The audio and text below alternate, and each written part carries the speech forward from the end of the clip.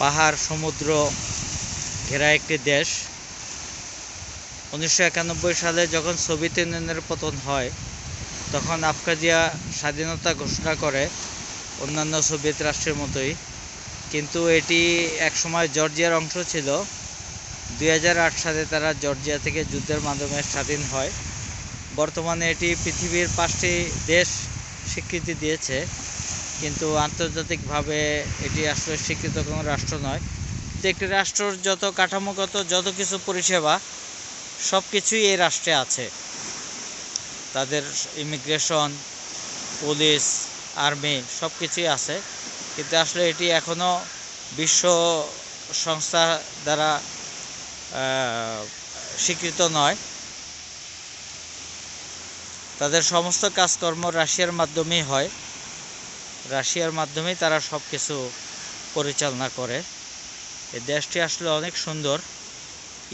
পূর্ব ইউরোপের দেশ হিসাবে ইউরোপের অন্যান্য দেশের চেয়ে কোনো অংশে কম নয়।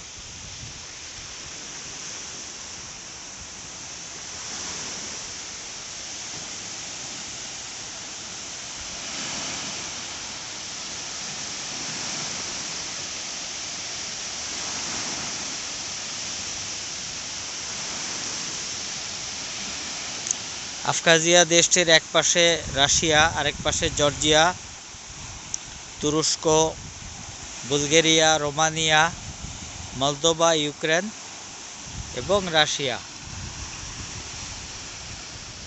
মাত্র 2.5 লক্ষ দেশের জনসংখ্যার একটি দেশ, কিন্তু এখানে বৎসরে প্রায় 15 লক্ষ ট্যুরিস্ট আসে বাইরে থেকে, বেশিরভাগই হলো রাশিয়ান।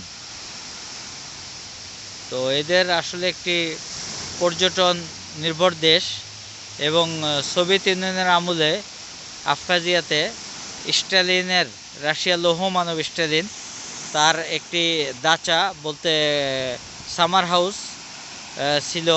তো উনি এই এলাকাটা অনেক পছন্দ করতেন, এই জন্য ওনার সামার হাউসটা এই আবখাজিয়াতেই ছিল। তো আসলে এটি প্রাকৃতিক সৌন্দর্যের দেশ। জনসংখ্যার তুলনায় দেশটি মোটামুটি বড়ই বলা যায়, এবং তাদের যে প্রাকৃতিক সৌন্দর্য, এই সৌন্দর্য দেখার জন্যেই বিশেষ করে কৃষ্ণ সাগরের তীরে বিভিন্ন ট্যুরিস্টরা আসে।